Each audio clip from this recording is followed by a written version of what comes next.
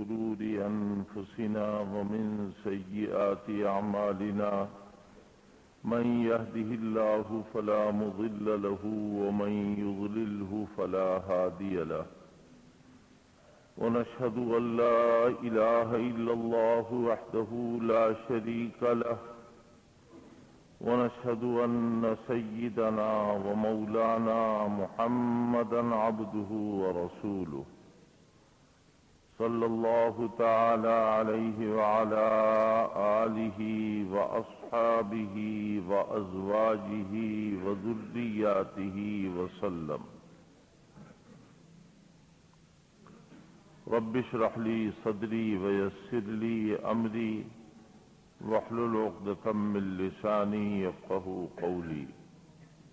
أما بعد فأعوذ بالله من الشيطان الرجيم. بسم الله الرحمن الرحيم. أَوَمَنْ كَانَ مَيْتًا فَأَحْيَيْنَاهُ وَجَعَلْنَا لَهُ نُورًا يَمْشِي بِهِ فِي النَّاسِ كَمَنْ مَثَلُهُ فِي الظُّلُمَاتِ لَيْسَ بِخَارِجٍ مِنْهَا كَذَلِكَ زُيِّنَ لِلْكَافِرِينَ مَا كَانُوا يَعْمَلُونَ. صدق اللہ العظیم. لہذا یہ بتانا مقصود ہے کہ مولانا عبدالشکور فاروقی لگ بھگ 150 سال پہلے اس لکھنؤ میں اپنے والد جو اس وقت تحصیلدار جو آج کا ہوتا ہے اس کی تو کوئی بیچارے کی حیثیت نہیں ہوتی. اس وقت حضرت کا صرف نام لینا مقصود ہے کہ امام اہل سنت کے والد مولانا عبدالشکور کے والد مولانا عبدالحی کو ڈھونڈتے ہوئے لکھنؤ آئے تھے کہ اپنے لڑکے کو ان سے پڑھوائیں. مولانا عبدالحی فرنگی محلی کا انتقال صرف 35 سال کی عمر میں ہوا تھا. 30-35 سال کے لڑکوں کی شادی ہوا کرتی. آج کل کام کاج نہیں لگا لہذا زیادہ عمر ہو گئی تو اتنی عمر میں وہ اللہ کو پیارے ہو گئے اور نامعلوم کتنی کتابیں اس وقت لکھ چکے تھے. جب وہ حج کرنے کے لیے گئے تو بلاد عربیہ کے اس وقت کے جو بڑے بڑے علماء تھے ان کو معلوم ہوا کہ ابو الحسنات حج کرنے آ رہے ہیں تو وہ گودی پر جہاں جہاز رکتا ہے سی پورٹ بندرگاہ پانی کا جہاز جہاں لنگر انداز ہوتا ہے وہاں پہنچے عرب کے بڑے بڑے علماء کہ ابو الحسنات عبدالحی آ رہے ہیں ہندوستان سے شیخ ہندی آ رہے ہیں اور وہاں کوئی ابو الحسنات ان کو نظر نہیں آیا. 14 سال کی عمر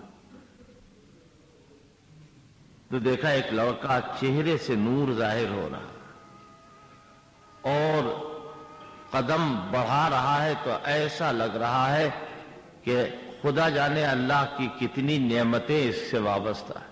انہوں نے فوراً عربی میں ان سے بات کی اور کہا تم کہاں سے آ رہے ہیں؟ کہا میں ہندوستان سے آ رہا ہوں. شیخ ہندی ابو الحسنات کو جانتے ہوں؟ تو اب انہوں نے نگاہ نیچی فرما لی اور فرمایا کہ میرا نام عبدالحی ہے, میں ابو الحسنات وغیرہ کو نہیں جانتا ہوں.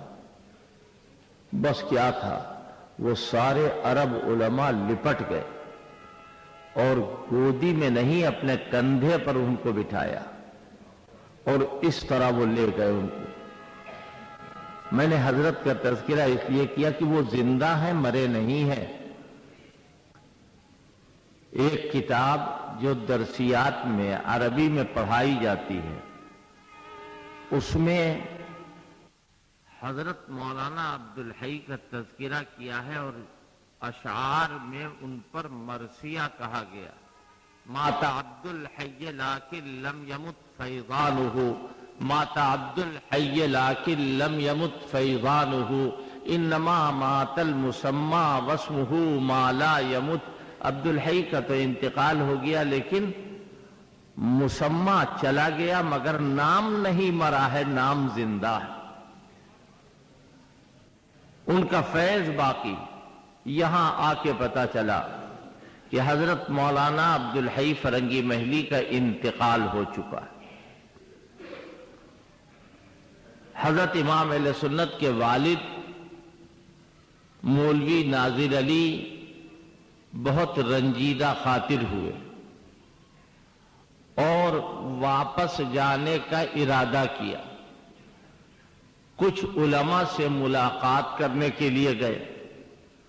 ان علماء نے کہا کہ شیخ ابو الحسنات عبدالحی تو دنیا سے جا چکے، لیکن ان کے ایک شاگرد جو ان کے سچے اور صحیح جانشین ہیں، یعنی خیر ائمۃ الہدات حضرت مولانا سید عین القضات رحمت اللہ علیہ زندہ ہیں اور پڑھاتے ہیں، ویسے ہی علم ان کے پاس ہے جیسا ان کے استاد کے پاس تھا۔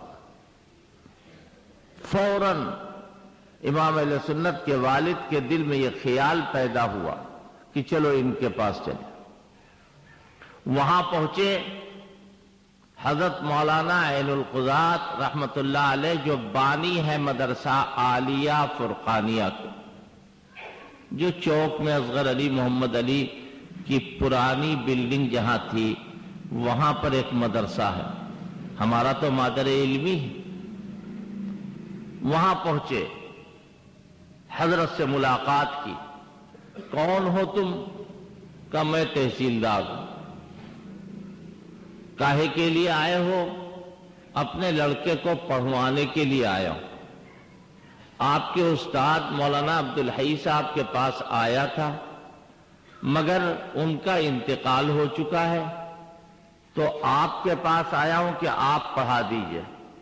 فرمایا میں تحصیلدار کے لڑکے کو نہیں پڑھاتا ہوں، یہاں سب غریب غربا پڑھتے ہیں، تمہارا لڑکا جب تحصیلدار کا لڑکا تو دماغ میں اس کے بڑے عالی ہو گئے۔ رونے لگے اور کہنے لگے کہ یہ لڑکا تحصیلدار کا لڑکا بن کے نہیں پڑھے گا، آپ کا غلام بن کے پڑھے گا۔ کیا انتظام کیا ہے؟ اس کے ساتھ باورچی رہے گا کھانا پکانے کے لیے۔ ہمارے پردادا دادا کے بارے میں کہہ رہے کہ لڑکا رہے گا، نہیں باورچی کو بھگاؤ، باورچی کیا کام کرے گا؟ پھر کرائے کے گھر میں نہیں، کسی مسجد کے حجرے میں رہنا پڑے گا۔ ڈالی گنج میں کوئی جگہ،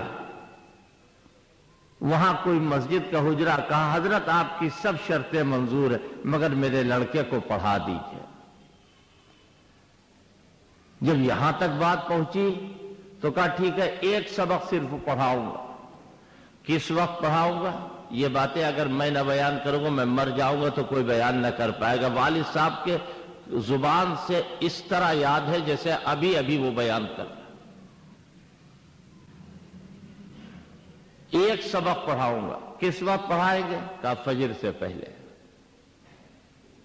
یا اللہ، ڈالی گنج میں ایک کمسن لڑکا رہے گا اور وہ چوک میں جاڑا گرمی برسات ہمیشہ آئے گا، فجر کی نماز سے پہلے، یہ بھی کوئی انصاف کی بات ہے؟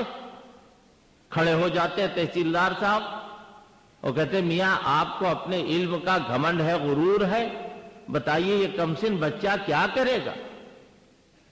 کہا کہ مجھے آپ کی ساری شرائط منظور ہے، ہمارا لڑکا فجر سے پہلے آئے گا اور آ کر کے آپ سے پڑھے گا۔ یقین جانیے 11 سال تک مسلسل حضرت امام اہل سنت نے تہجد کی نماز مدرسہ فرقانیہ میں آ کر کے پڑھی، جہاں حضرت رہتے تھے، اور مسلسل ایک غیر حاضری کیے بغیر 11 سال تک پڑھا۔ بعد میں پھر ان کی محبوبیت کا یہ عالم ہو گیا تھا کہ حضرت مولانا عین القضات رحمت اللہ علیہ نے سب کو پڑھانا بند کر دیا، صرف انہی کو پڑھاتے، اور جیسے کہتے نہیں گھوٹ گھوٹ کر کے علم کو ان کے سینے میں اتارتے رہے اتارتے رہے اتارتے رہے۔ لوگ جانتے نہیں ہیں مولانا اہل القضات کو۔ میبزی ایک کتاب ہے، سب سے مشکل کتاب سمجھی جاتی ہے، اس کا حاشیہ حضرت مولانا اہل القضات رحمۃ اللہ علیہ نے لکھا۔ حضرت مولانا نے پڑھایا اور علم کوٹ کوٹ کر کے بھر دیا۔ اب جب علم ہو گیا تو اب کیا کریں؟ لکھنؤ کے حالات یہ ہے کہ اودھ کی حکومت یعنی شیعوں کی حکومت ختم ہوئی، تو جب شیعوں کی حکومت ختم ہوئی تو وہ جراثیم، وہ جرثومیں جو حاکموں کے اندر ہوتے ہیں کہ حکومت ہماری لہذا دین بھی ہمارا، یہ سنی کا بال بنانے کے لیے سنی ہوں گے، کپڑا دھونے کے لیے سنی ہوں گے، نوابی کرنے کے لیے تو ہم ہیں۔ یہ ایک تصور۔ تعزیے کا ہاں، اگر کوئی تعزیے کو دیکھ کے ٹوپی نہیں اتارے گا تو اسے سزا دی جائے گی، احتراماً ٹوپی اتاری جائے گی۔ حضرت پڑھ کر کے کامل ہو گئے، کمال حاصل ہو گیا، چوک سے پورا دن تعزیے نکل رہے، پورے شہر میں امام حسین کے فقیر ہر جگہ ہر گلی میں پائے جاتے، گلے میں بدی ڈالے، کمر میں گھنٹی باندھے، امام حسین کے نام پر پیسہ مانگ رہے، فقیر بنے۔ قرآن کہہ رہا ہے واللہ الغنی وانتم الفقراء، تم سب اللہ کے سامنے فقیر۔ ان کا واہ، منافقوں نے کہا اللہ کی کہاں چلے گی، تو ہماری چلے گی، لہذا امام حسین کے نام پہ فقیر بنے۔ حضرت مولانا اہل القضات رحمۃ اللہ علیہ فرماتے ہیں اپنے شاگرد رشید کو بٹھا کے کہ دیکھو یہ خرافات بڑھتی چلی جا رہی۔ ادھر کان میں کسی نے آ کے کہا حضرت فلاں فلاں فلاں آپ کے سامنے بیٹھا ہوا، اور یہ روزانہ تبرے کی مجلسوں میں جاتا ہے۔ حضرت نے بلایا، کیوں بھائی تم میرے علاوہ کہیں اور بھی جاتے ہو؟ کہا ہاں میں جاتا ہوں، کوئی ابو بکر عمر تھے ان کے اوپر لعنت کی جاتی ہے نعوذ باللہ، لہذا ہم ایسی جگہوں پر بھی جاتے ہیں۔ کہا تبرہ؟ کہا ہم تو جانتے نہیں کہ تبرہ کیا چیز ہوتی ہے۔ حضرت مولانا اہل القضات صاحب رحمۃ اللہ علیہ پر ایک رنگ آ رہا ایک رنگ جا رہا۔ ادھر چوک کے کچھ دکاندار آ گئے اور انہوں نے ہمارے دادا کے بارے میں کہا کہ میں ان کا واعظ کرانا چاہتا ہوں۔ تو جب ان سے کہا گیا، کہا مولوی صاحب سے پوچھو، یعنی میرے استاد سے پوچھو۔ ان کے پاس گئے اور ان سے کہا ٹھیک ہے بات کرانا، مگر ان سے مت بتانا، میرے بھی بیٹھنے کا انتظام کرو۔ کون؟ امام اہل سنت کا واعظ ہو رہا ہے، مولانا اہل القضات صاحب خود موجود۔ پردہ ڈالا گیا اور پردے کے پیچھے حضرت مولانا اہل القضات رحمۃ اللہ علیہ کو بٹھایا گیا۔ حضرت امام اہل سنت رحمۃ اللہ علیہ نے واعظ فرمایا، اللہ اکبر، کتنی روحانیت ہوگی۔ ایک طرف خود ان کی روحانیت، ان کے استاد کی روحانیت، پھر اس واعظ کی روحانیت، اللہ اکبر، اس کو بیان نہیں کیا جا سکتا۔ حضرت نے واعظ فرمایا، جو بے نمازی تھے وہ نمازی ہو گئے، جو بے داڑھی والے تھے انہوں نے داڑیاں رکھ لی، جو زکوٰۃ نہ دینے والے تھے ان لوگوں نے زکوٰۃ دینے کا عہد کر لیا، گویا بے دینی ختم ہو گئی اور دین آ گیا۔ حضرت مولانا اہل القضات صاحب بعد میں نکل کے آئے اور اپنا لگایا ہوا پودا انہوں نے دیکھا، جیسے کسان اپنی کھیتی کو دیکھ کے خوش ہو جاتا ہے، اس طرح خوش ہو گئے اور لپٹایا اور ماتھا چوم لیا اور کہا مولوی صاحب آپ کا واعظ اچھا ہوتا ہے، آپ واعظ کہا کیجیے۔ حضرت امام اہل سنت شرم صاحب کہ میں نے جو کچھ کہا ہے یہ میرے باپ ہیں، میرے استاد ہیں، ان کے سامنے میں نے کہا آج کل کے شاگردوں کی طرح تھوڑے تھے۔ پھر حضرت نے بلایا اپنے پاس، بس یہیں سے بات ختم کر دوں گا ورنہ بہت لمبی ہو جائے گی بات۔ حضرت مولانا القضات رحمۃ اللہ علیہ نے بلایا کہا دیکھو یہ تعزیے شیعہ جتنے نکالتے ہو نکالے کوئی حرج، لیکن سنی ایک تعزیہ نہ نکالے، ایک تعزیہ نہ بنے۔ حضرت کچھ بول نہیں سکتے۔ کہا حضرت پھر کیا حکم ہے؟ فرمایا کچھ لوگوں کو لگاؤ کہ جب تعزیے میں مرثیہ پڑھو تو اس میں مدح صحابہ پڑھو۔ اللہ اکبر، کتنی بڑی بات۔ حضرت نے کچھ لوگوں کو لگا دیا کہ تعزیہ ہو رہا ہے، نکل رہا ہے تعزیے کا جلوس، سنی نکال لیں، کیوں؟ بندوق ہماری، کنڈا تمہارا، ہمارا کام ہوگا اور بھیڑ بکری کی طرح ہم تم کو ذبح کریں گے۔ اٹھائے گا کون؟ کا سنی اٹھائیں گے۔ یہ کس کا؟ یہ نواب چھبن کا تعزیہ، یہ مجن کا تعزیہ، یہ فلاں کا تعزیہ، یہ فلاں کا تعزیہ۔ یا اللہ، تعزیوں کی بھی کوئی حد ہے؟ مدح صحابہ ہونے لگی تو اب سب کے کان کھڑے ہوئے، یہ کیا ہو رہا ہے؟ فوراً شکایت، فوراً شکایت۔ انگریز کا جو سب سے بڑا کپتان تھا اس سے جا کے شکایت کہی گئی، بلایا گیا حضرت امام اہل سنت کو کہ آپ کو فلاں نے بلایا ہے، فلاں کپتان نے۔ یقین جانیے کوئی ایک آدمی ایسا بھی نہیں تھا کہ جو حضرت کے ساتھ جاتا، اکیلے تنے تنہا اس کے پاس پہنچے۔ کیا بات ہے، تم یہاں کیا کر رہے ہو؟ کہ میں پڑھا رہا ہوں۔ کہا تم تعزیے کی مخالفت کرتے ہو؟ کہا ہاں، ہمارے مذہب میں، اسلام میں تعزیہ نہیں ہے۔ اور کیا کرتے ہو؟ قرآن کی روایت کرنے والے، حدیث کی روایت کرنے والے صحابہ اکرام کے مقام اور مرتبے کو ہم بتاتے ہیں۔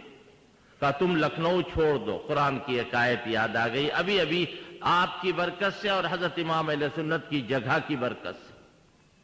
اللہ تعالیٰ فرما رہا ہے، بڑے بڑے کافر بیٹھے ہوئے، بڑے بڑے زبردست قسم کے حضور کے دشمن بیٹھے ہوئے اور رائے کر رہے ہیں کہ ان کو بھگا دو، ان کو نکال دو، ان کو قید کر دو، ان کو قتل کر دو۔ وَإِذْ يَمْكُرُ بِكَ الَّذِينَ كَفَرُوا لِيُثْبِتُوكَ أَوْ يَقْتُلُوكَ أَوْ يُخْرِجُوكَ وَيَمْكُرُونَ وَيَمْكُرُ اللَّهُ وَاللَّهُ خَيْرُ الْمَاكِرِينَ۔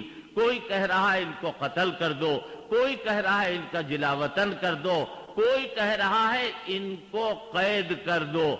اے جتنے منہ اتنی باتیں، اللہ کہہ رہا ہے وَيَمْكُرُونَ وَيَمْكُرُ اللَّهُ۔ یہ اپنی اپنی تدبیروں میں لگے ہوئے ہیں، اللہ اپنی تدبیر فرمائے۔ وہ کہہ رہا نکل جاؤ۔ حضور سے بھی تو کہا تھا نا کافروں نے، نکالنا چاہتے تھے۔ بہت اچھا، میں جا رہا ہوں۔ حضرت باہر آئے، کسی نے آ کے کچھ دیر کے بعد بتایا کہ وہ کپتان جس نے آپ کو بلایا تھا اس کے پیٹ میں کوئی پھوڑا نکلا ہے اور نینی تال لے جانے کا ارادہ کیا جا رہا ہے علاج کے لیے۔ لیکن تھوڑی دیر کے بعد خبر آئی کہ وہ کپتان صاحب دنیا چھوڑ کر چلے گئے۔ یہ واقعہ میں نے کیوں بتایا؟ اللہ جو تدبیر فرماتا ہے وہ تدبیر غالب ہو کے رہتی ہے۔ حضرت نے نہ معلوم کتنی کتابیں لکھی، پورے لکھنؤ کے نہیں بلکہ پورے ہندوستان اور پوری دنیا میں اس محاذ پر اگر کوئی قلم اٹھاتا ہے یا کچھ کہتا ہے تو وہ حضرت امام اہل سنت کی کوششوں سے بے پرواہ ہو کر نہ کہہ سکتا ہے نہ لکھ سکتا۔ ابھی دارالعلوم دیوبند کے محتمم عمرہ کرنے کے لیے گئے تھے مفتی ابو القاسم صاحب۔ مجلس شورا میں انہوں نے بیان دیا کہ عرب کے فلاں بڑے عالم سے میری ملاقات ہوئی اور انہوں نے ہم سے کہا کہ شیعت کے سلسلے میں ہندوستان میں بہت کام ہوا، اور فوراً انہوں نے عربی میں یہ بات کہی کہ سب سے زیادہ کام جو ہوا ہے وہ مولانا عبدالشکور فاروقی کے ذریعے ہوا۔ تم اسے عیب سمجھتے ہو؟ ہم اسے ہنر سمجھتے ہیں۔ امام اہل سنت نے کبھی کسی کو برا کہا ہی نہیں، کبھی فساد کا کوئی عنصر آیا ہی نہیں۔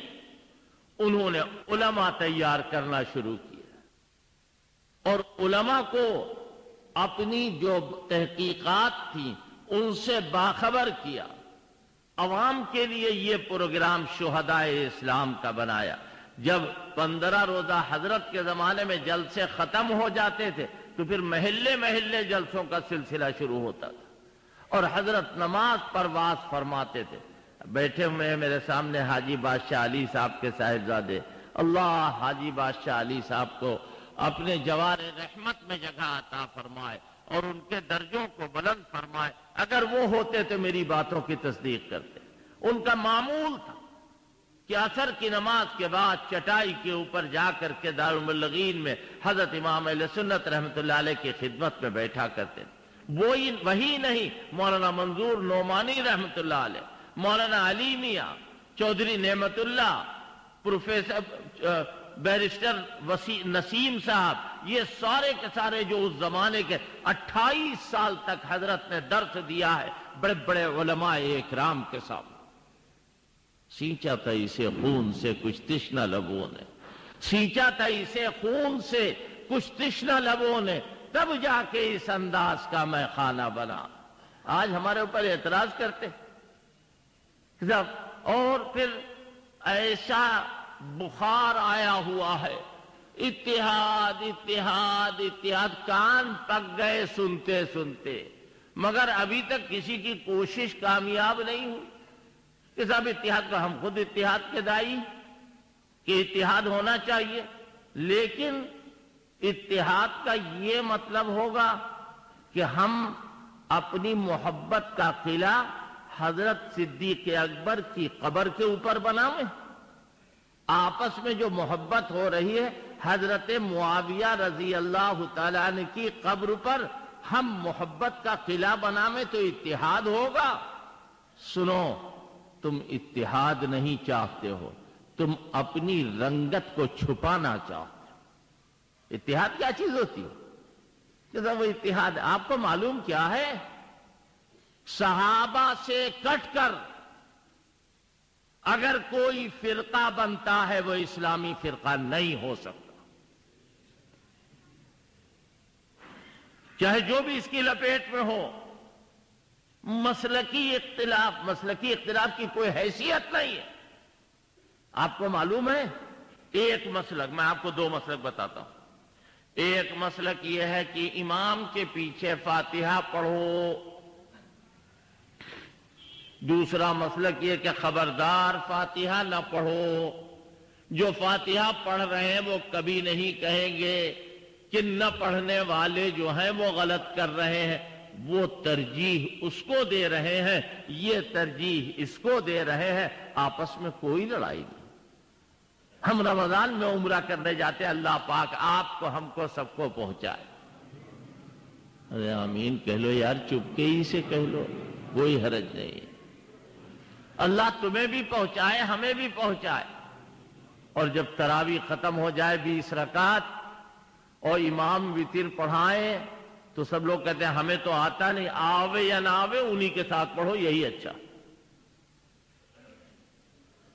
وہ وتر دوسری طرح پڑھتے ہیں، تم یہاں ہندوستان میں یا الگ وہاں وتر پڑھتے ہو تو دوسری طرح پڑھتے ہو؟ نہیں، مسئلہ یہی ہے کہ ان کے ساتھ پڑھو اور انہی کی تابعداری میں پڑھو۔ امام کی نیت کرو، جو امام کی نیت وہ تمہاری نیت، وتر ہو جائے گی۔ شافعی حنفی کے پیچھے نماز پڑھے تو ہو جائے گی، مالکی حنبلی کے پیچھے نماز پڑھے تو ہو جائے گی۔ اسی طریقے سے تمام بزرگان دین جو گزرے ہیں اور ان کو اجتہاد کا مقام حاصل ہے، ان سب کے پیچھے نماز ہو جائے گی بلا کراہت۔ لیکن آپ، ہم بھی تو نماز پڑھتے ہیں۔ ایک مرتبہ ایک صاحب نے جو ہر 6 مہینے کے بعد اپنا چولا بدلتے ہیں، ان کا ہم عیدگاہ جائیں گے نماز پڑھنے کے لیے۔ کہا کہ جی آپ کے اوپر نماز فرض ہے جو آپ جائیں گے پڑھنے کے لیے؟ آپ کے اوپر تو فرض ہی نہیں، آپ کا محرم فرض ہے آپ کے اوپر، نماز تو کوئی چیز فرض نہیں ہے آپ کے اوپر. اب عیدگاہ جائیں گے، معلوم ہے ملا یحذرہ الفقیہ، جو ان کے اصول اربعہ میں سے ہے. شاید نام یاد رہ جائے، جو آج کے بڑے بڑے قابل لوگ ہیں وہ بھی اس کی 2 سطر کی عبارت پڑھ کر کے اس کا ترجمہ، اس کا مطلب صحیح نہیں بتا سکتے. میں تو دیکھ چکا ہوں 19 دن تک بحث کر کے. ملا یحذرہ الفقیہ میں لکھا ہوا ہے من صلی خلف العام کان کمن صلی خلف رسول اللہ صلی اللہ علیہ وآلہ فی الصف الاول. کہ دیکھو اگر کسی سنی کے پیچھے اس کو بیوقوف بنانے کے لیے نماز پڑھ لی جائے تو اس نماز کا ثواب اتنا ہے جیسے حضور کے پیچھے پہلی صف میں. دیکھا آپ نے حضرت امام اہل سنت نے جب روایت لکھی ہے تو فرماتے اللہ اکبر، سنیوں کا رتبہ عالی تو دیکھیے کتنا اونچا.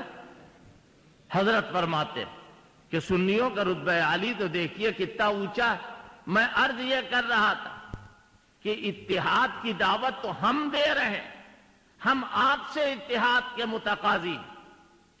کیوں بھائی لکھنؤ میں کتنے حافظ کتنے قاری بے گنتی بے حساب ہیں یا نہیں؟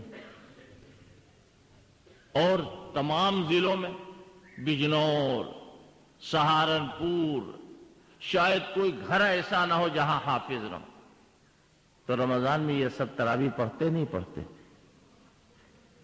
اب کیا ہے، مسجدیں کم ہیں ہمارے پاس. یہاں آپ بیٹھے یہاں بھی تراویح ہوتی،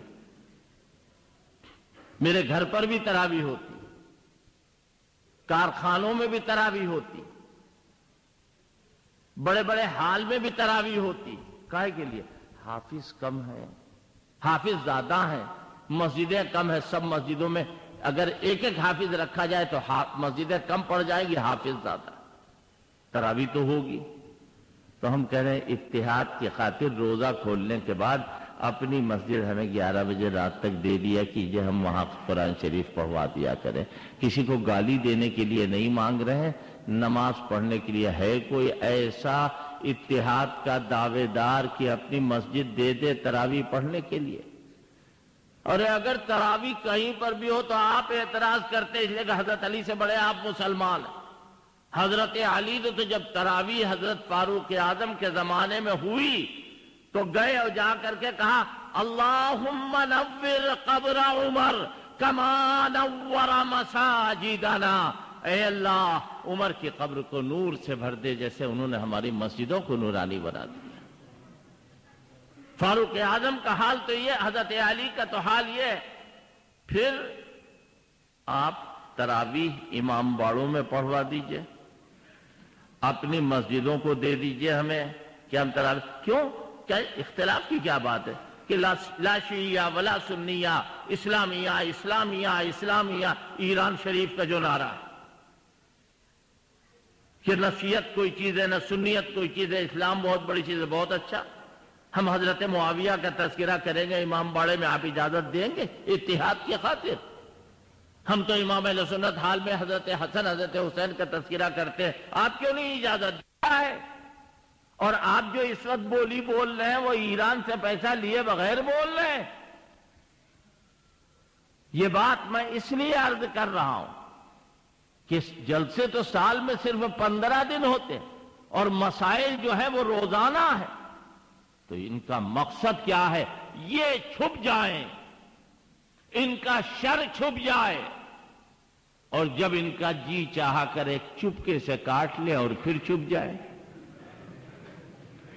جب ان کا جی چاہا کرے. حضرت علی بنو، اپنی بیٹی ام کلثوم کا نکاح محبت، تعلق، ایمان کی حلاوت کی بنیاد پر حضرت فاروق اعظم کے ساتھ کیا، جس کے سلسلے میں 50 باتیں تم بنا رہے ہو، بناتے رہتے ہو، بناتے رہو گے. فاروق اعظم عمر ابن خطاب رضی اللہ تعالیٰ نے ان کی بیٹی حضرت علی کی بیٹی کے ساتھ، اور لکھا ہے ان کی کتابوں میں، نبی دختر با علی داد، نبی نے اپنی بیٹی علی کو دی، وہ علی دختر با عمر داد، اور علی نے اور عمر نے علی نے اپنی بیٹی عمر کو دی۔ اب آپ دیکھیے، آپ اسے ہی اتحاد کیسے لوگ ایک ہو جاؤ تو لوگ ایک ہو جاؤ، ہم تو اتحاد بین المسلمین چاہتے، تو ہم کب کہہ رہے کہ بین المسلمین والکافرین ہم چاہتے نہیں، ہم تو سب لوگوں کا اتحاد چاہتے۔ لہذا اتحاد کی بات نہ ہم کسی کو گالی دیں نہ ہم کسی کو کوسا دیں۔ دیکھیے اسلامی نیا سال شروع ہوا ہے نہیں، اللہ پاک آپ کو پوری دنیا کے مسلمانوں کو مبارک، پورا سال نیکیوں کی توفیق نصیب، اللہ تعالیٰ آپ کی اور آپ کی اولاد کی عمروں میں برکت عطا فرمائے، صحت و عافیت عطا فرمائے۔ ہم آپ سے کہیں یہ کوئی بری بات ہے؟ بتائیے کوئی بری بات ہے کہ صاحب فلاں اخبار میں یہ چھپا ہے لہذا ہم کو بڑی اذیت ہوتی ہے؟ اچھا پھر کیا کہیں؟ نیا سال شروع ہوا ہے، اللہ آپ کو غارت کرے، یہ کہیں؟ نیا سال شروع ہوا ہے، اللہ آپ کو روتا رکھے، خدا کرے آپ کی آنکھوں سے آنسو کبھی نہ رکے، نیا سال شروع ہوا، یہ کہیں؟ ابے کہیں تو ٹکو، پھر کیا کہیں؟ نیا سال ہر آدمی کا شروع ہوتا ہے تو وہ خوش ہوتا ہے کہ ہمارا نیا سال۔ آپ کون سے کس کیٹیگری اور کس کوالٹی کے مسلمان اپنے آپ کو کہتے ہیں؟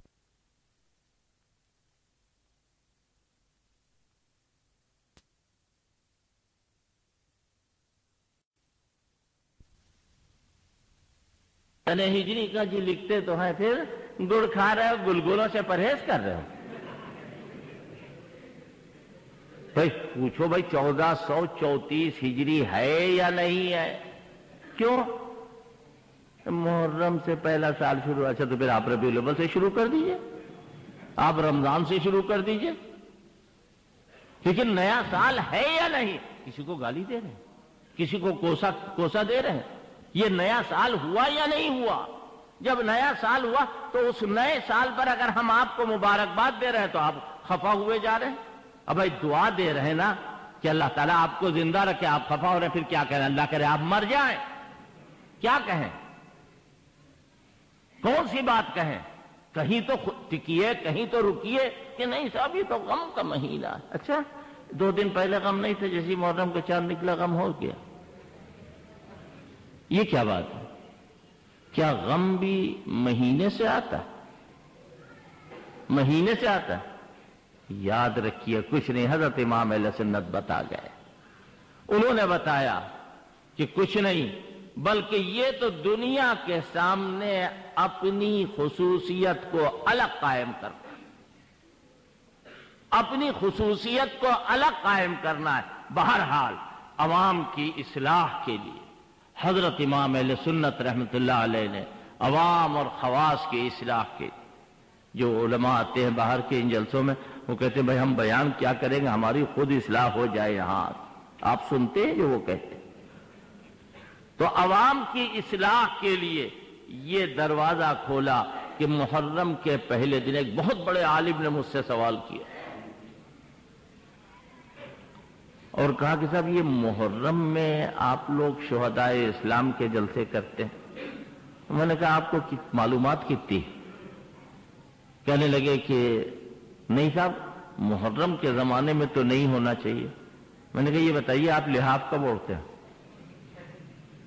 کہنے لگے یہ کیا بات ہوئی؟ میں نے کہا لحاف جب خوب لو چل رہی ہوگی تو آپ لحاف اوڑھیں گے؟ جب خوب کٹکٹوا جاڑا ہوگا تبھی تو لحاف اوڑھے گا آدمی۔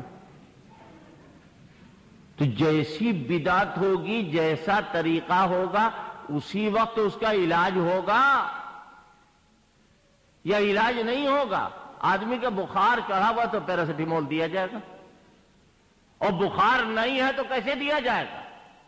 تو محرم کا زمانہ ان لوگوں نے حرمت والا زمانہ، برکت والا زمانہ، خبردار محرم یا سال کے کسی مہینے کو اگر کوئی منحوس کہے گا تو حدیث قدسی میں موجود ہے کہ یسبنی ابن آدم، ابن آدم مجھے گالی دیتا ہے۔ اے اللہ آپ کو گالی؟ کہاں یسب الدہر او بسب الدہر، زمانے کو گالی دے کر مجھے گالی دے رہا ہے، میں ہوں زمانے کا بنانے والا، کوئی دن منحوس نہیں، جو کہے وہ جھوٹا ہے، کذاب، کوئی دن منحوس نہیں، اللہ تعالیٰ کے بنائے ہوئے دن۔ کہ شادی کب کریں گے؟ شادی کب کریں گے؟ کہ صاحب محرم سے پہلے پہلے ہو جائے۔ کیوں؟ محرم میں نکاح نہیں قبول ہوگا۔ اچھا اگر کہیں لڑکا محرم میں پیدا ہو جائے تو گھوٹ دو گے گلا؟ کیا کرو گے؟ لڑکا پیدا ہوا محرم میں، اس کا کیا کرو گے؟ اور پھر آپ بھی تو محرم میں خوشی مناتے، یہ مہندی کاہے کی ہے؟ میدان کربلا میں آپ بتا رہے ہیں شادیاں رچی گئی ہیں، یہ دلدل کو سجایا کیوں جا رہا؟ آپ سوچئے نا، یہ بہار اعضا کیوں ہو رہا ہے؟ کاہے کے لیے ہو رہا؟ آپ بھی تو محرم کو خوشی کا ایک شوشہ گوشہ رکھتے ہیں محرم کے اندر، لیکن ہمارے اوپر آپ کی پابندی۔ ایک صاحب نے تو اور کہا کہ دیکھیے صاحب، رونا جو ہے وہ فطرت کے اندر داخل ہے، بچہ پیدا ہوتا ہے تو روتا ہوا پیدا ہوتا ہے۔ میں نے کہا جی بالکل صحیح آپ کہہ رہے ہیں، بچہ جب پیدا ہوتا ہے تو ننگا ہوتا ہے، ننگا رہنا بھی فطرت میں داخل ہے۔ بچہ جب پیدا ہوتا ہے بغیر دانت کا ہوتا ہے، دانت توڑ دیجئے، اس لیے کہ فطرت میں تو دانت نہیں ہے۔ جب بچہ پیدا ہوا تو بغیر دانت کا، تو آپ کے دانت کیسے؟ اللہ کے بندے، بچے کی مثال شریعت کی مثال بنے گی؟ شریعت تو وہ جو اللہ کے پیغمبر سے ہمیں ملا، صحابہ اکرام نے نقل کیا ہے۔ فطرت وہ ہے جو اللہ نے بنائی ہمارے لیے، کہ فطرت اللہ التی فطر الناس علیہا لا تبدیل لخلق اللہ، لا تبدیل لکلمات اللہ۔ اللہ کی بنائی ہوئی چیز میں کوئی تبدیلی نہیں، اللہ کے کلمات میں کوئی تبدیلی نہیں، اللہ نے بنایا۔ لہذا یہ اس سد باب کے لیے یہ جلسے قائم ہوئے ہیں، یہاں صحابہ اکرام کا مقام بیان ہوگا، خلفائے راشدین کا تذکرہ ہوگا، ازواج مطہرات کا ذکر خیر ہوگا، روزمرہ کی ضروریات زندگی بیان کی جائیں گی۔ اسی طرح جو صحیح مذہب، صحیح عقیدے کی باتیں ہیں، اس سے عوام اور خواص کو باخبر کیا جائے گا۔ امام اہل سنت مولانا عبدالشکور فاروقی رحمۃ اللہ علیہ نے ان جلسوں میں اہتمام کیا کہ پہلے دن حضرت فاروق اعظم عمر ابن خطاب رضی اللہ تعالیٰ عنہ کا تذکرہ ہو۔ کیوں؟ حدیث کیا ہے؟ حضرت عائشہ فرماتی ہے اذا ذکر الصالحون، جب کبھی نیکوں کا ذکر ہو، فحی عالم بعمر، تو سب سے پہلے عمر کا ذکر ہو۔ امام ذہبی فرماتے ہیں وما ادراک ما عمر، تمہیں پتا ہے کہ عمر کون ہے؟ ما ادراک ما عمر ابن الخطاب، تمہیں پتا ہے کہ عمر ابن خطاب کون ہے؟ آگے کہتے ہیں واللہ ما دار الفلک علی مثل عمر، خدا کی قسم آسمان نے گردش نہیں کی عمر ابن خطاب کے جیسے۔ اللہ نے عمر کا سانچہ بنایا اور توڑ دیا، اب ویسا کوئی نہیں بنا۔ حضرت امام اہل سنت خاص طور پر حضرت فاروق اعظم کا تذکرہ کرتے تھے، اور یقین جانو بہت ساری روایات سے پتہ چلتا ہے کہ حضرت فاروق اعظم رضی اللہ تعالیٰ عنہ منافقوں کو ڈھونڈا کرتے تھے، منافقوں کو ڈھونڈا کرتے تھے۔ کیوں؟ تاکہ ان کو یہ معلوم ہو جائے کہ کون منافق ہے۔ ان کے مزاج کے اندر دودھ کا دودھ، پانی کا پانی الگ کرتے ہیں۔ ایک مرتبہ حضرت تشریف لیے جا رہے ہیں، ان کے پیچھے صدیق اکبر، ان کے پیچھے فاروق اعظم، بچیاں چھوٹی چھوٹی بیٹھی کچھ کھیل رہی، کچھ تھالی وغیرہ بجا رہی. حضرت گئے، بچیاں ہنستی رہیں، حضرت مسکراتے ہوئے گزر گئے. حضرت صدیق اکبر گزرے، ان کو بھی دیکھا لڑکیوں نے، وہ بھی مسکراتے ہوئے گزر گئے. پیچھے فاروق اعظم آ رہے، جیسے ہی لڑکیوں نے دیکھا فوراً آ کر کے تھالیوں کے اوپر بیٹھ گئیں اور چھپا لیا ان کو کیا کھیلے. اللہ کے پیغمبر ہمارے آقا صلی اللہ علیہ وسلم نے دیکھا تو دیکھ کے فرمایا، عمر تم جس راستے سے گزرتے ہو شیطان وہ راستہ چھوڑ دیتا. یہ خصوصیت ہے فاروق اعظم. ایک مرتبہ حضرت ایک منافق عبداللہ ابن ابی ابن سلول مر گیا اور اس کی جنازے کی نماز کا مسئلہ درپیش. اس نے وصیت کی کہ میرے جنازے کی نماز حضور پڑھائیں. اللہ کا کوئی حکم نہیں. حضرت تیار ہو گئے جنازے کی نماز پڑھانے کے لیے، جانے لگے نماز پڑھانے کے لیے. فاروق اعظم کو قراقر ہونے لگا اور جلدی سے حضرت کے قریب آئے اور آ کر کے کہا کہ یہ تو منافق ہے جس کے جنازے کی نماز آپ پڑھا رہے ہیں. حضرت کچھ نہیں بولے. اللہ کا نبی کو جب حکم ہوگا تو نبی رکے گا، ابھی تک اللہ کی طرف سے کوئی حکم نہیں آیا. فاروق اعظم چپ چاپ پیچھے آ گئے. حضرت نے نماز پڑھائی، نماز سے فارغ ہوئے جبریل آ گئے. وہ کیا کہہ رہے ہیں؟ ما کان للنبی، وہ کہہ رہے ہیں کہ ما کان لنبی ان یکن، وہ یہ کہہ رہے ہیں کہ اے نبی آپ ان کی نماز جنازہ نہ پڑھیے اور نہ ان کی قبر پر آپ کھڑے ہوئیے. ولا تصلی علی احد منہم مات ابدا ولا تقم علی قبرہ. اے پیغمبر نہ ان کے جنازے کی نماز آپ پڑھیے اور نہ ان کے قبر پر آپ کھڑے ہو. اللہ اکبر، کتنی بڑی بات ہے. فاروق اعظم نے جو سوچا. یہاں پر ایک بات مجھے عرض کرنے کی اجازت دیجیے. پتہ نہیں میری تقریر کا کب نمبر آتا ہے، کب موقع ملتا ہے. ایک بات کہہ لینے دیجیے.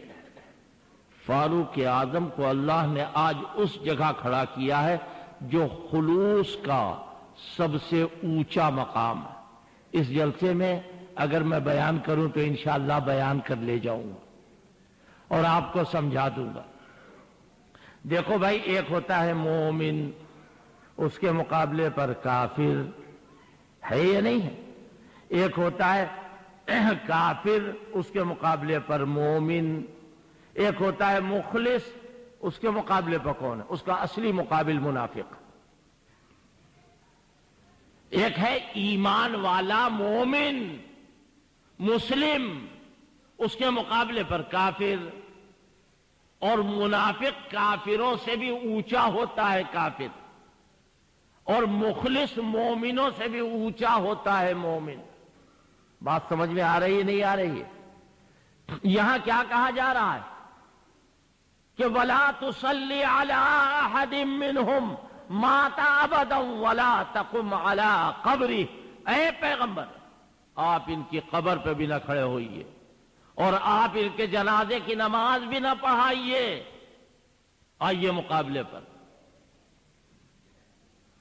صحابہ کے لیے کیا کہا جا رہا ہے؟ وَصَلِّ عَلَيْهِمْ إِنَّ صَلَاتَكَ سَكَنٌ لَهُمْ.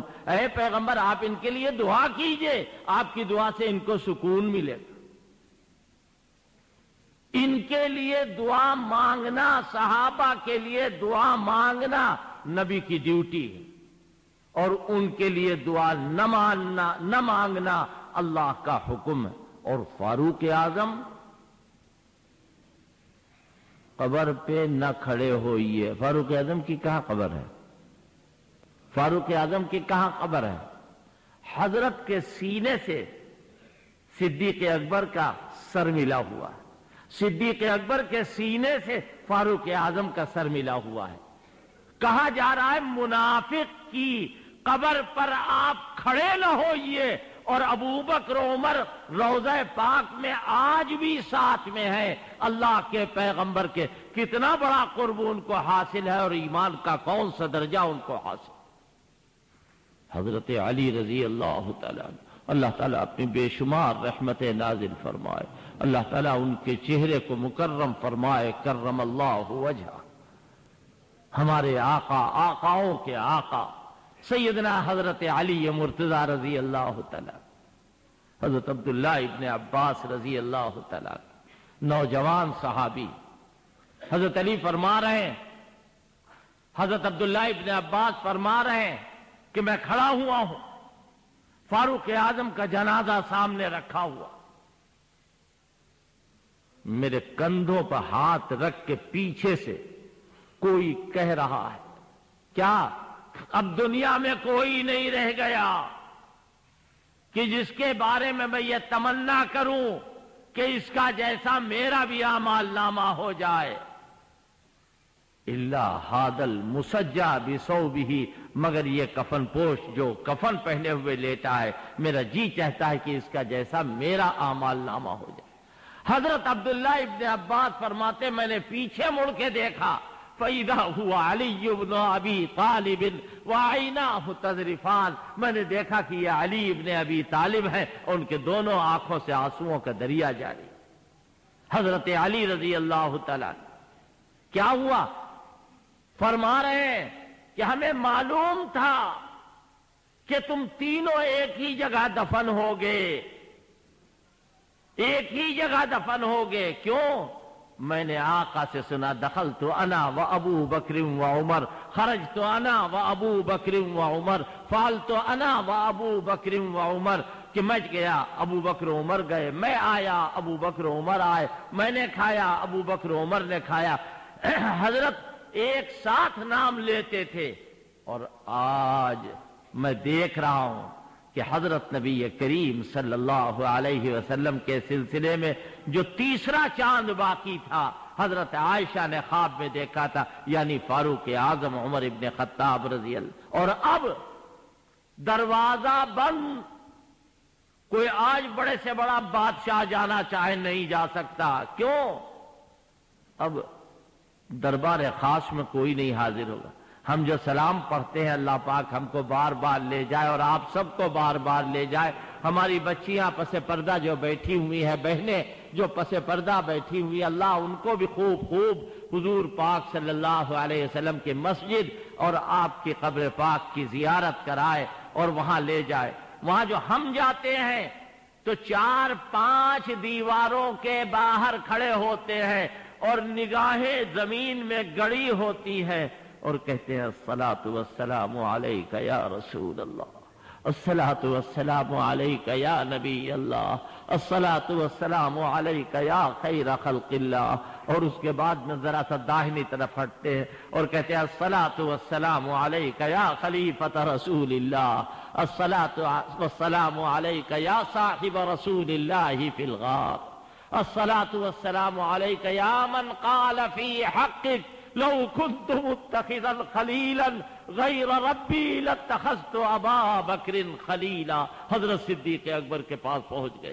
پھر ذرا سا اور داہنی طرف ہٹے اور وہاں جا کے کہا الصلاۃ والسلام علیک یا ثانی الخلفاء الراشدین، اے دوسرے خلفاء راشدین میں سے، الصلاۃ والسلام علیک یا من قال فی حقک لو کان بعدی نبی لکان عمر۔ ہم ایمان لاتے ہیں کہ آپ کے حق میں آقا نے فرمایا کہ اگر میرے بعد کوئی نبی ہوتا تو عمر ابن خطاب ہوتے۔ میرے بھائی، یہ بیان بڑا کٹھن بیان ہے، یہ بیان بڑا سخت بیان ہے، اس لیے کہ ایمان کے ساتھ ساتھ جذبات بھی شامل ہوتے ہیں۔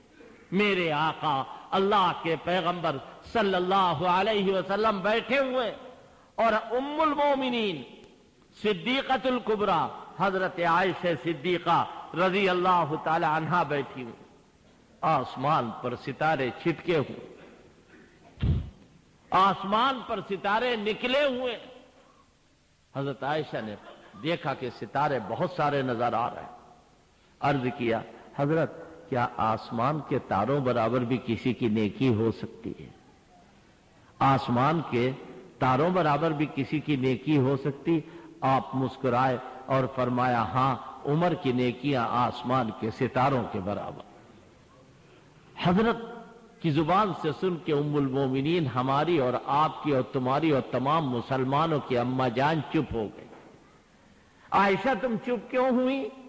حضرت میں سمجھی تھی کہ آپ میرے باپ ابو بکر کا نام لیتے، لیکن آپ نے عمر کا نام لیا۔ حضرت دلاسا دیتے اور فرماتے ہیں عائشہ تم نے ابو بکر کی نیکیاں نہیں پوچھی تھی، تم نے تو آسمان کے ستاروں برابر نیکیاں پوچھی تھی، لہذا میں نے بتا دیا کہ عمر کی نیکیاں ہیں، ابو بکر کی نیکیاں تو اس سے کہیں زیادہ ہے، اس سے کہیں زیادہ ہے۔ اور خود حضرت فاروق اعظم فرماتے ہیں کہ ابو بکر اپنی بھی نیکیاں لے لیں اور میری بھی نیکیاں لے لیں، ساری نیکیاں اپنی ساری نیکیاں میری لے لے، مجھے صرف ایک دن اور ایک رات کی نیکی دے دے تو نفع میں رہوں گا۔ کون کون نیکی؟ اما یوم فیوم الردہ و اما لیلۃ فلیلۃ الغار، کہ وہ دن قتال مرتدین کا دن ہے، وہ رات غار کی رات ہے جب اللہ کے پیغمبر کی خدمت کی ہے غار ثور میں، ایک رات اور ایک دن کی نیکی مجھے مل جائے۔ حضرت فاروق اعظم تو بہت اونچی چیز ہے، بہت اونچی چیز ہے، اللہ کے پیغمبر سے نے مانگا ہے اللہ سے۔ میں زیادہ بات لمبی نہیں کرنا چاہتا ہوں، ابھی بہت ساری ضروری باتیں آپ سے عرض کرنا ہے، مختصر ہی بیان رہے گا، لیکن آپ بیٹھیں گے اٹھیں گے نہیں انشاءاللہ۔ حضرت فاروق اعظم کو مانگا ہے۔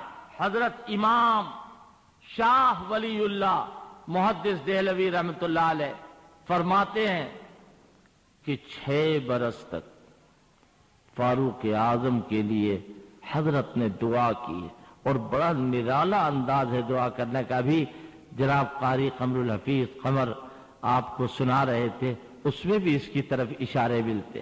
اللہ کے پیغمبر نے مانگا، حضرت امام شاہ ولی اللہ فرماتے 6 برس تک حضرت دعا کر رہے، اور ہر دعا ایک دعوت نامہ ہے فاروق اعظم کے لیے، ہر ایک دعا ایک دعوت نامہ ہے۔ کیا مطلب ہوا؟ اجابت کا، قبولیت کا ایک دروازہ ہے۔ حضرت کی دعا 6 برس تک ان دروازے سے ٹکرا رہی۔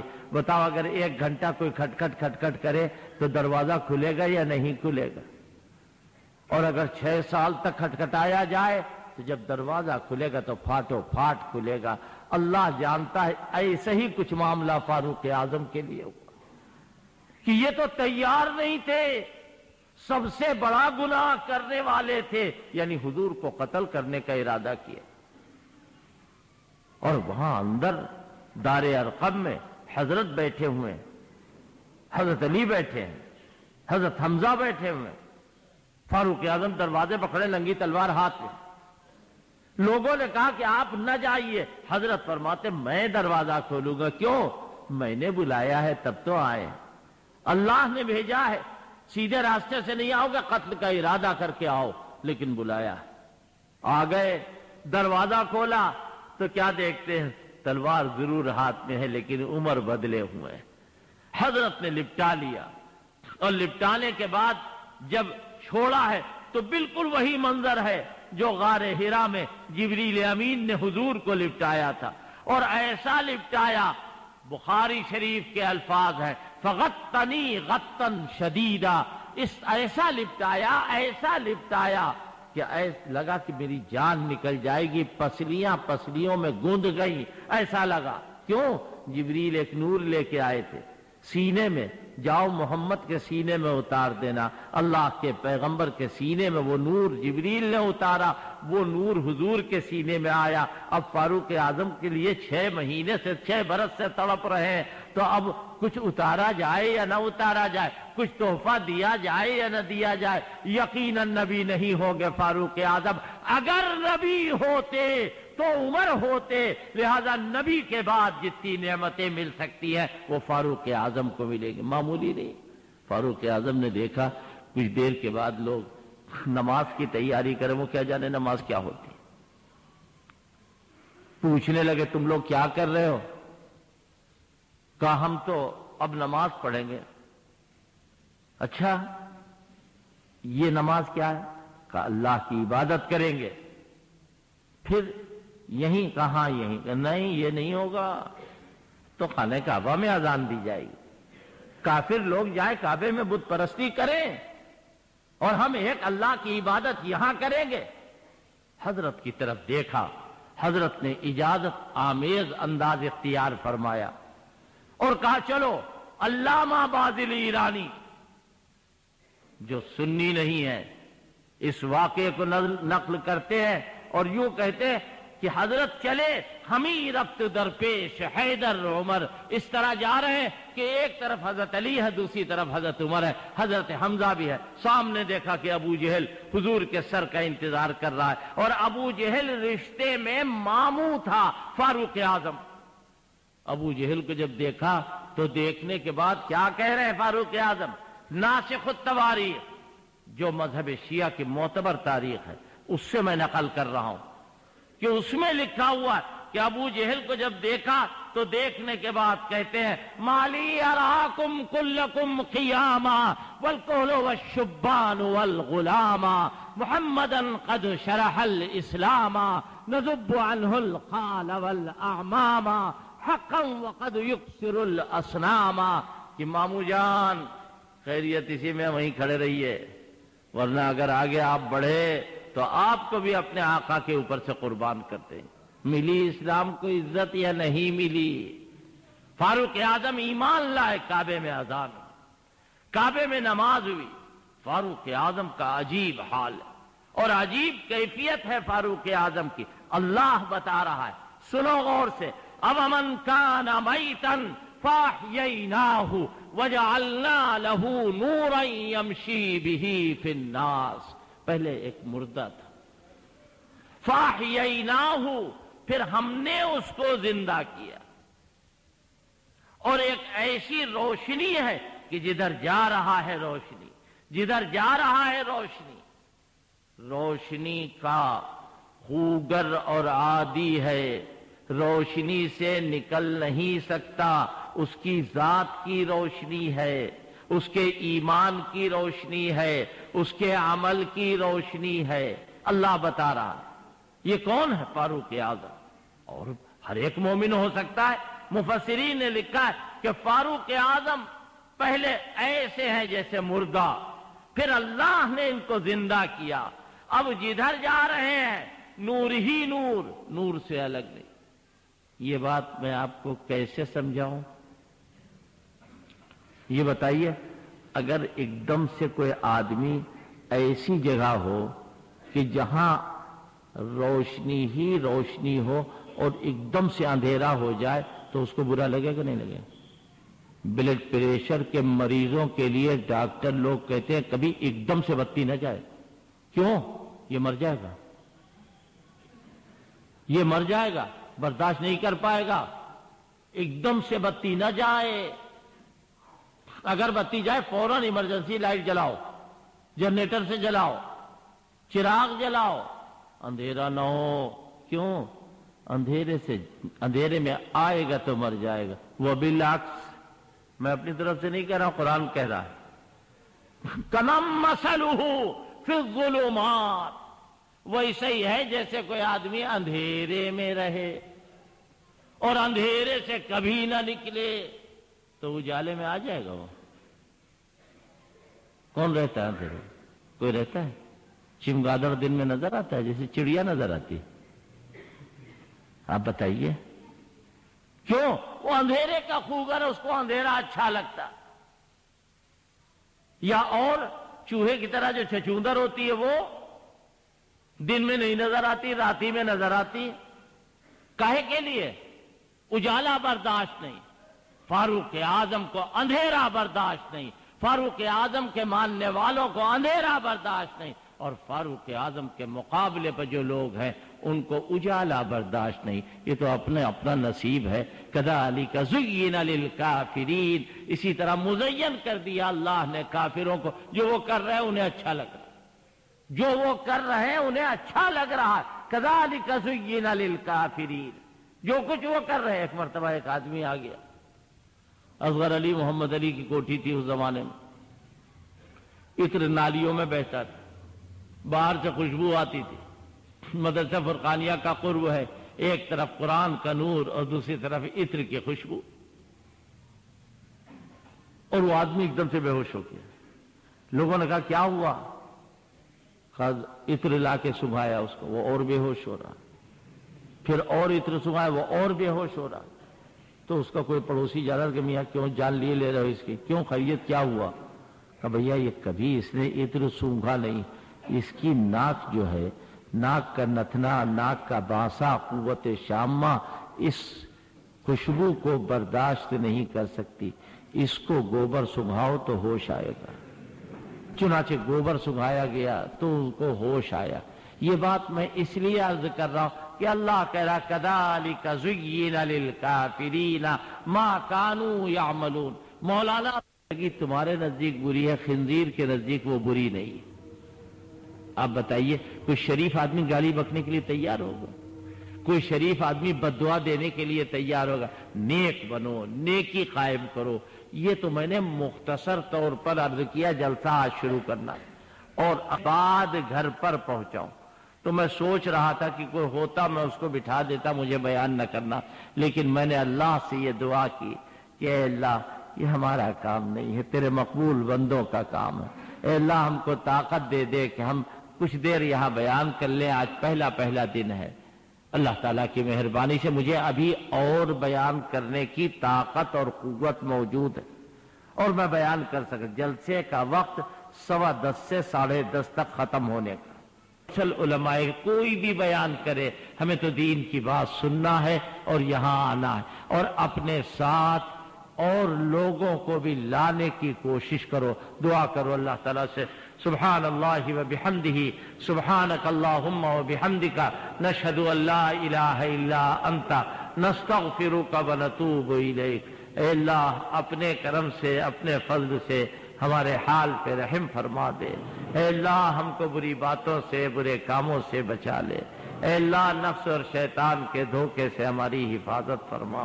اے اللہ یہ جلسے تیرے بھروسے پر کر رہے ہیں، اے اللہ تیرے بھروسے پر شروع کر رہے ہیں۔ اے اللہ یہ ہمارا کام نہیں ہے، ہمارے بڑوں کی امانت ہے۔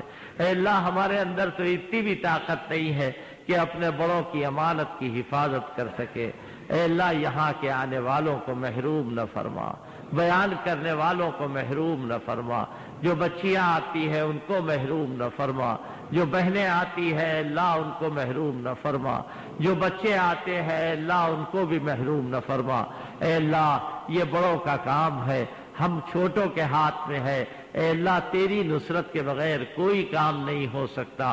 اے اللہ ہم جانتے ہیں ہمارے مخالف اپنوں میں بھی ہیں، ہمارے مخالف غیروں میں بھی ہیں، لیکن اے اللہ تیرے نبی کے بھی مخالف ہیں،